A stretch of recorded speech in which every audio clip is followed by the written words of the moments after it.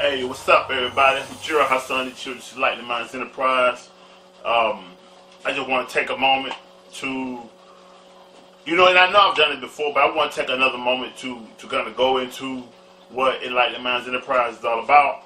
Because some people still, don't know what I'm offering, what EME is really trying to do, in regards to us in the world. And so, again, Mr. Shift Your Perspective is all about trying to better our social health. We trying to make.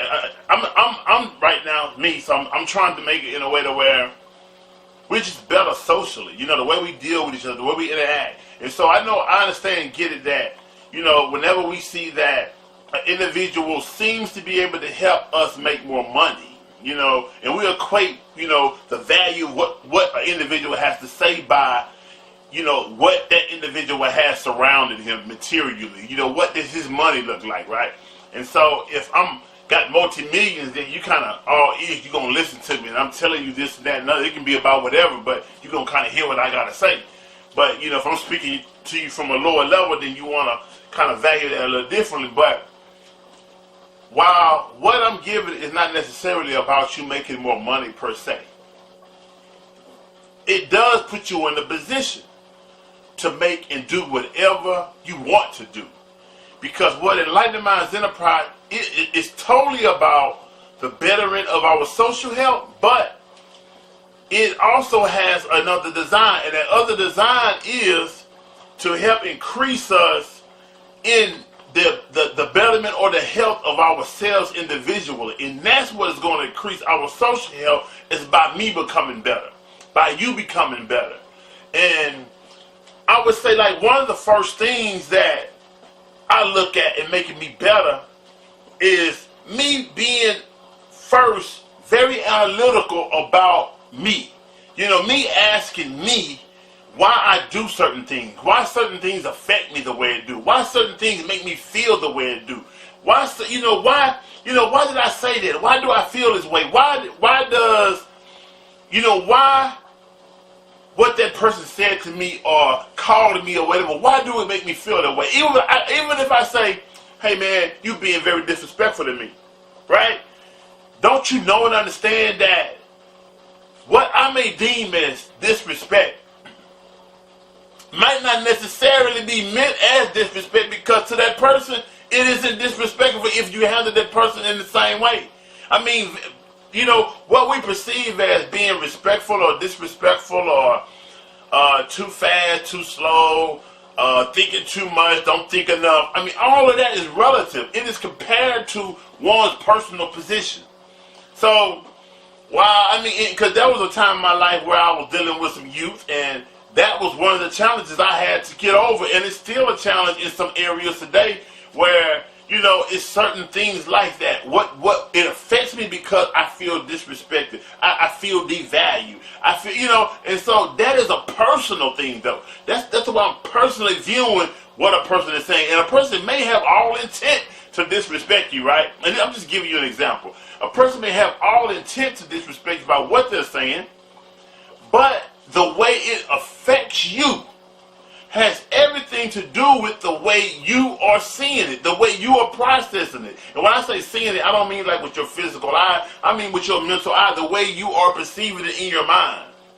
And that's why I say all the time, shift your perspective, in which I have to counsel myself that even a lot of times, shift your perspective, because it's another way of looking at it. And you have to shift it in a way to where you can take experiences, you can take things that you come across and use it to where it's better for you. It's conducive to where you're trying to go in life. And that's what we have to do a lot of times, is that when we're looking at something or judging people or being opinionated about people and what they're doing, or the way they're talking to us, or the way they're dealing with us, or the way they smell, or whatever, right?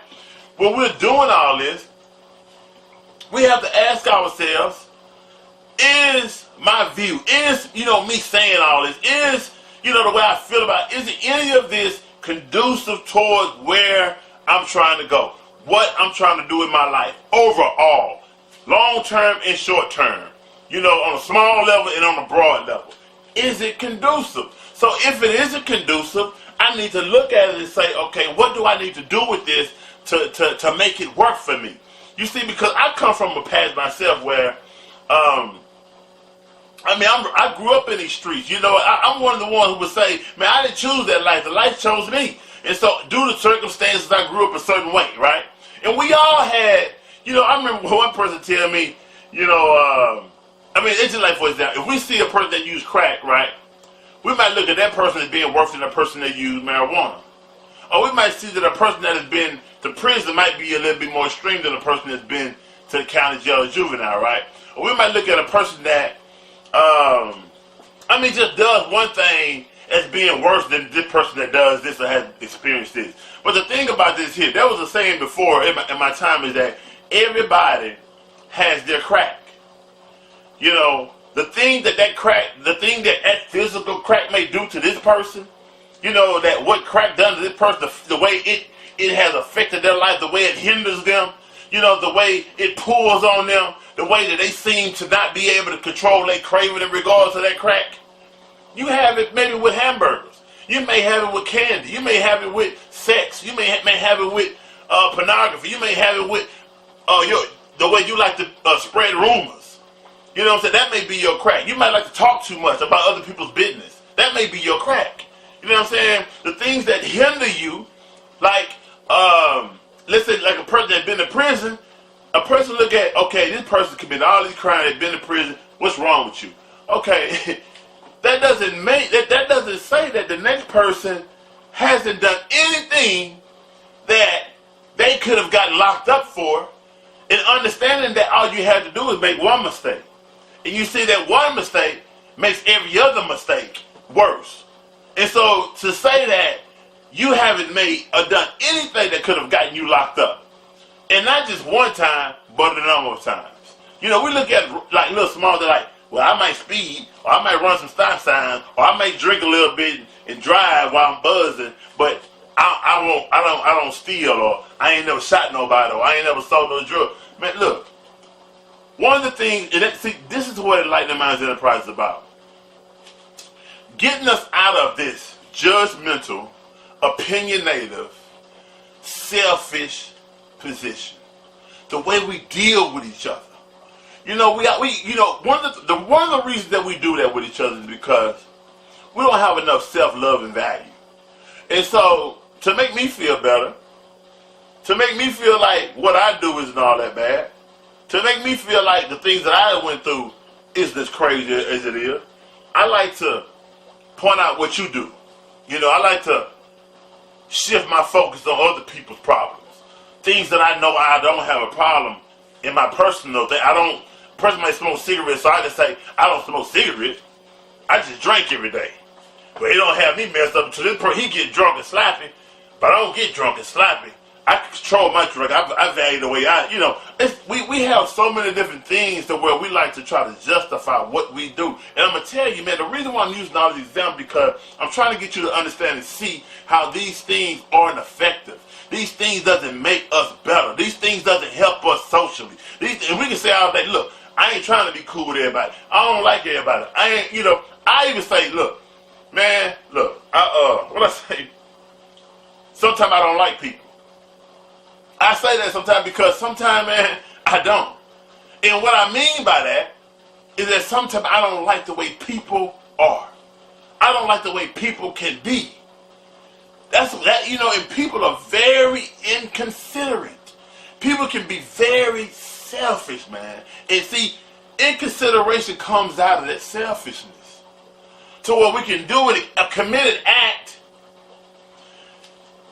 to where we're so involved, engulfed in ourselves, that we disregard these 20 people sitting over here waiting to do whatever it is you're trying to do, or to do whatever they're trying to take care of, because we're so engulfed in ourselves. You know, and so that's when I say sometimes I just don't like people because of certain things. And we really have to get out of self. And here's the thing. This is what I'm about to say right here. This is where it becomes very important for us as a human species of creation. If we don't learn to get out of self, we're going to destroy each other in this universe or the universe is going to destroy us, one of the two, until we either learn to get out of self and begin to work for our total survival. When we get out of self, we also begin to care more about the universe. Understanding to sustain ourselves. But as we stay in ourselves, we stay so selfish, and all we care about is ourselves. Anything that affects us immediately, our kids, our house maybe. We might not even care too far about going into the future. Our grandkids or their personal grandkids. Understanding that their bad is eventually going to be your problem. You understand? Eventually, like I say, you can't live good over here forever while everybody's starving over here, because eventually the wolves ain't going to have nothing else to eat, and you're going to become their dinner. I mean, man, I really hope I'm making this clear to you, because our social health affects everything. There's a saying that it's not what you know, but who you know. The way, we put so much value.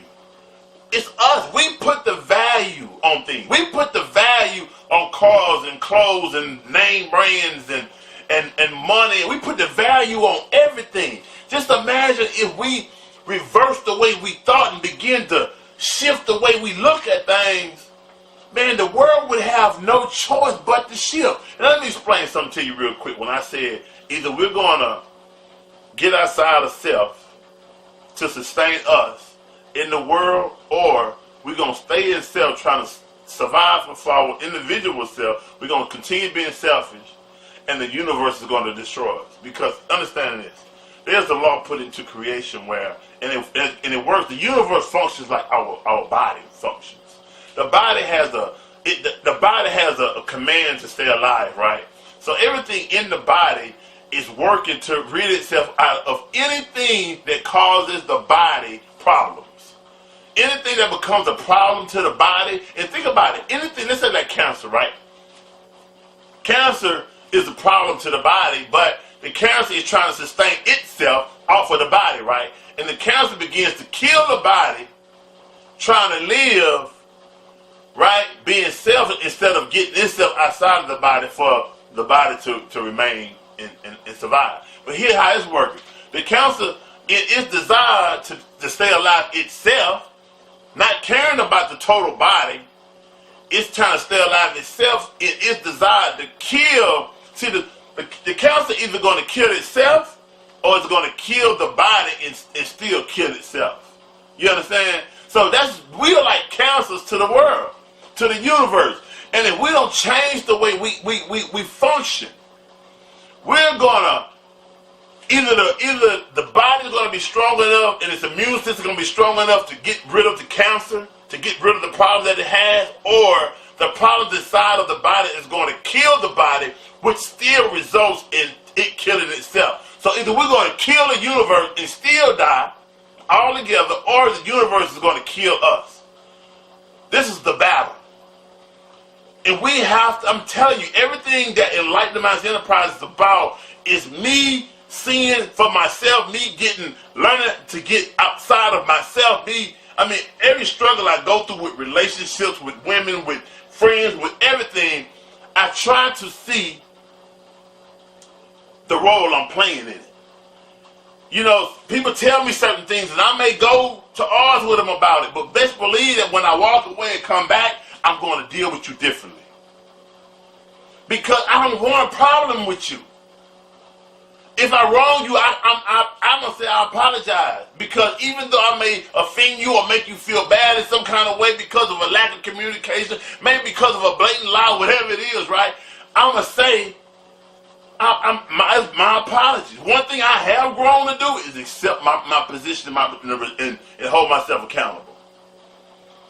I can accept the results of not being truthful. I can accept the results of not being faithful, loyal, or whatever it is. I can accept those results. So that's one thing I'm not going to do, is it really intentionally cause you harm. And if we can just at least get to that point, to where we all can hold ourselves accountable and stop blaming the world for our issues, our problems, and our positions, and the things that we lack to do. If we stop focusing, and I'm tell you something, we gotta stop focusing on everything outside. We gotta stop focusing on. And when I say that, I mean stop focusing on what everybody else is doing. If you're not focusing on what someone else is doing because you want to be like them, kind of like you want to grow like them, you want. And I ain't talking about materially. I'm saying you like their character. You like the way they present themselves. You like the way they carry themselves. And you want to take some notes and principles from them to try to increase who you are. If we're not looking at a person for that reason, I think we're looking at a person for the wrong reason. So now, we have to be careful about the things that we allow to entertain ourselves with. The things that we can. I don't even want cable TV because I have enough distractions. I'm afraid to get caught up in some of the shows and it becoming another distraction for me being totally committed in accomplishing the responsibilities and goals and obligations of my life purpose. I'm already getting a late start on it.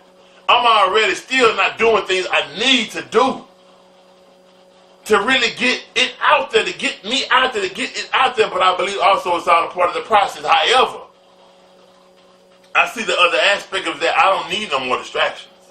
I got to be more mindful of how I'm feeding myself, because the society is not designed in the culture that we live in to feed us in the way we need to be fed. To where we can be gods like we was created to be. We was created to rule the universe. We're not ruling the universe like we should. You know what I'm saying? When I say rule, not ruling as in making it like a slave and just running it. I'm saying we have to rule in a loving way to where we're sustaining it. We're feeding it what it needs to feed us. But we're not. Because we're not in our proper place. I'm saying man, woman, we're not in our proper place. Yeah, man has an obligation to get in his proper place in a relationship with himself first before getting into a relationship. You cannot give something or somebody something that you don't have. You can't give peace if you don't have it. You can't give stability if you don't have it. You can't give logic if you don't have it. You can't give reason. You can't even give proper guidance if you don't even have it for yourself.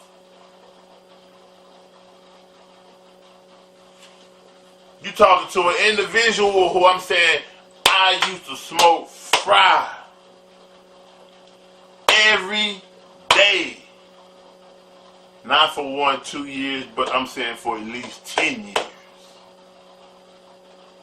I'm not, when I say every day, I'm not exaggerating. There was a period where, for those of you who may try to do the math, there was a period to where, I'm saying this here, anytime I was in society, I smoked fry every day. There was a period to where, when I done my last time incarceration, done that 14 years, I was able to still get a hold of fry. I was able to still get a hold of cocaine. I was able to still get a hold to a number of other things while in prison. So I'm saying there was even time in there that I still entertained that craving. Do you understand me? That is one of the what you call it, miracles of my life and testimonies. To where I'm able to be in a position today where I'm not crazy or insane. Many people, when I tell them that, they find it hard to believe. It is a blessing, and I'm grateful that I'm able to still utilize my mental capabilities in a way to where it's beneficial for me. Oh my God.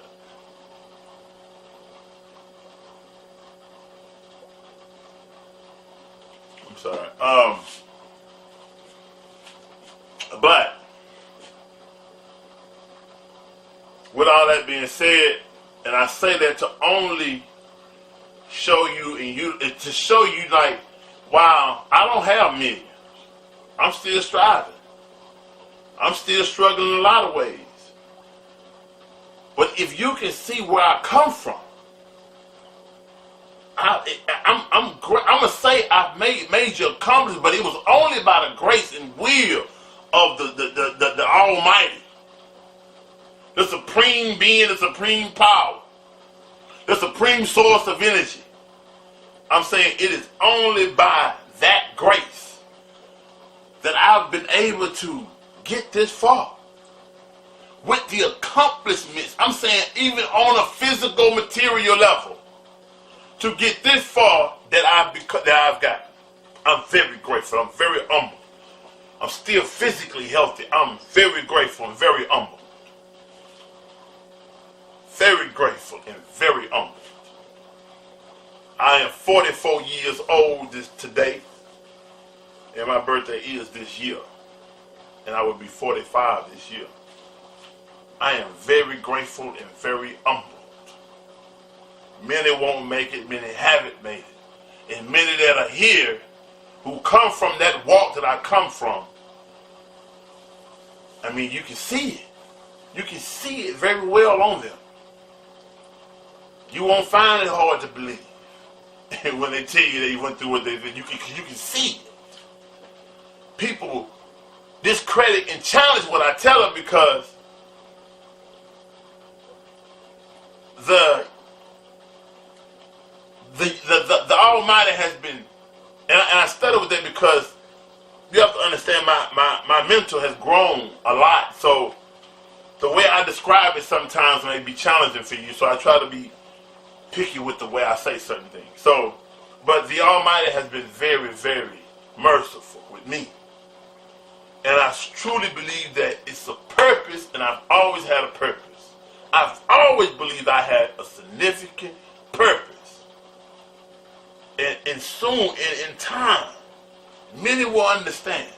And I want to say this in closing, brothers and sisters. I want to say this in closing.